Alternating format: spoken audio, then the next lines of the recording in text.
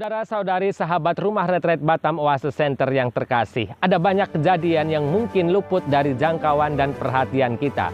Oleh karena itu, kini kami hadirkan 5 berita paling populer yang terjadi dalam Gereja Katolik atau yang berhubungan dengan Gereja Katolik selama bulan Juni 2021. Berikut beberapa kejadian yang telah kami pilih dan kami rangkum untuk Anda semua. Berita yang pertama, pada hari pertama bulan Juni, Paus Fransiskus memperkuat hukum pidana dalam hukum Gereja Katolik. Hal ini tertuang dalam Konstitusi Apostolik yang berjudul Pacite Gregem Dei. Dokumen ini selain meminta para uskup dan pemimpin kongregasi untuk segera mengambil tindakan atas setiap kriminal yang terjadi di dalam wilayah pelayanannya, tetapi juga bahkan menghentikan para uskup dan pemimpin kongregasi yang terbukti membiarkan atau mengabaikan setiap kasus kriminal yang terjadi.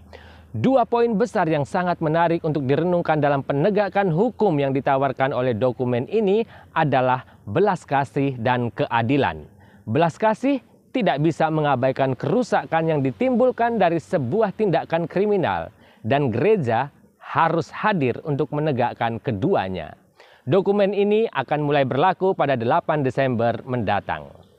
Berita yang kedua, pada tanggal 4 Juni, Kardinal Reinhard Marx dari Munich, Jerman mengumumkan bahwa beliau sudah mengajukan pengunduran diri dengan alasan menurut beliau gereja gagal dalam penanganan kasus pelecehan seksual.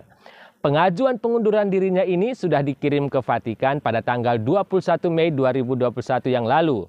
Tentu saja pengajuan pengunduran dirinya ini menghebohkan kita semua, mengingat beliau adalah salah seorang kardinal yang berpengaruh di Jerman dan di Vatikan sendiri, dan karena usianya masih 67 tahun, sementara usia yang layak untuk pensiun bagi seorang kardinal adalah 75 tahun. Baru pada tanggal 10 Juni, Paus Fransiskus menanggapi surat pengunduran diri Kardinal Marx ini. Sebagai pemimpin tertinggi Gereja Katolik, Paus dengan semangat persahabatan mengajak kardinal untuk tidak takut masuk dalam situasi krisis. Nasihat Paus sungguh sangat menyentuh hati jika kita renungkan bersama. Beliau menulis begini, kita harus berani mengakui kesalahan kita dan berkata, saya mengaku di hadapan semua kesalahan sejarah masa lalu. Kita tidak diselamatkan oleh prestasi gereja kita. Kita tidak diselamatkan oleh opini media atau kekuatan uang. Kita akan diselamatkan jika kita membuka pintu hanya bagi Dia yang mampu menyelamatkan kita dengan mengakui ketelanjangan kita. Saya telah berdosa seperti Adam saat itu, dan dengan meratapinya sambil berkata seperti Rasul Petrus saat itu, jangan mendekat sebab aku orang berdosa. Berita yang ketiga. Pada tanggal 11 Juni, Paus Fransiskus menetapkan batas masa jabatan pemimpin dalam organisasi atau perkumpulan awam yang ada dalam gereja. Aturan baru ini berlaku bagi 100 lebih perkumpulan atau organisasi atau kongregasi awam yang resmi dikenal oleh Vatikan.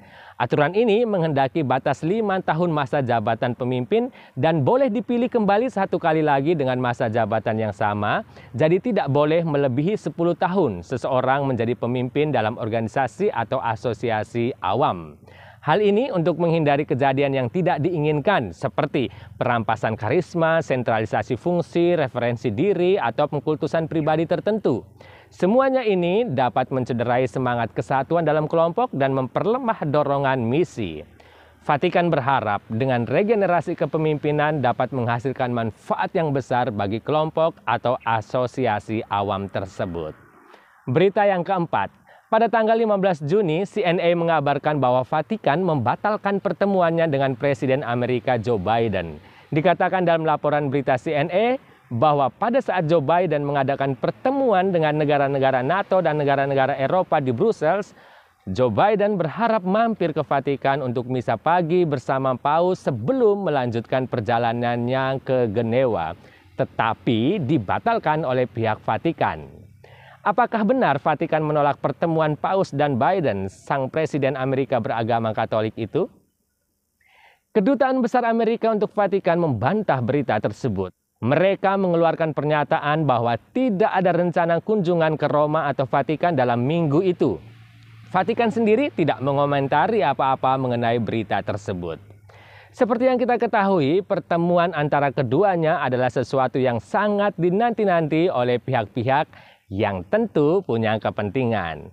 Bagi beberapa uskup Amerika, pertemuan keduanya sungguh diharapkan terjadi karena ini akan membawa angin segar bagi mereka dalam konferensi para uskup Amerika yang berbicara tentang penghayatan Ekaristi di Amerika. Tetapi tentu bagi kepentingan politik Joe Biden sendiri, jika pertemuan kedua tokoh ini terjadi, maka akan menjadi semacam lampu hijau dari Vatikan bagi pilihan politik Biden yang melegalkan aborsi tanpa batasan yang jelas. Berita yang kelima, dikutip dari Tempo.co, Rabu 23 Juni sebuah kelompok asosiasi pribumi Kanada mengumumkan telah menemukan ratusan kuburan massal anak-anak tanpa identitas di lokasi bekas sekolah perumahan. Diduga mereka adalah korban pelecehan seksual, dianiaya dan dibiarkan tak terawat sehingga mati dalam keadaan tak bergizi. Antara tahun 1831 dan 1996, sistem sekolah perumahan di Kanada secara paksa memisahkan sekitar 150.000 anak-anak pribumi dari keluarga mereka. Mereka yang selamat dilaporkan mengakui bagaimana mereka kelaparan dan kesepian saat di sekolah dan seringkali mendapat ancaman. Fakta lain mengatakan bahwa sebenarnya ini bukan sesuatu yang selama ini tidak diketahui atau misteri. Pemerintah Kanada sendiri sudah mengetahui hal itu dan mengatakan bahwa sebagian lebih dari para korban itu mati akibat wabah dan pemerintahan saat itu tidak sanggup mengumpulkan sumbangan dan bantuan untuk mereka. Berita terlanjur tersebar dan memberatkan Gereja Katolik sebagai pihak yang bertanggung jawab atas semua korban tersebut, mengingat sekolah-sekolah saat itu diselenggarakan oleh lembaga-lembaga Katolik. Uskup Agung setempat sudah membuka diri dan menyampaikan permohonan maaf jika investigasi mengarah pada peran lembaga Katolik yang mengakibatkan kematian massal saat itu. Permohonan maaf sudah pasti harus disertai dengan tindakan nyata. Uskup Agung mengajukan 5 langkah nyata, yakni yang pertama, gereja setempat akan transparan dengan arsip atau catatan keuskupan sehubungan dengan kasus ini dan mendorong semua lembaga Katolik melakukan hal yang sama. Langkah yang kedua, menawarkan dan memberi dukungan untuk konseling kesehatan mental bagi mereka yang kehilangan orang-orang terkasih di masa lalu. Langkah yang ketiga, menawarkan bantuan dengan dukungan teknologi dan tenaga profesional bagi usaha membuka misteri ini. Langkah yang keempat, berkomitmen untuk mendukung hal yang sama di wilayah-wilayah lain dalam teritori keuskupan agungnya.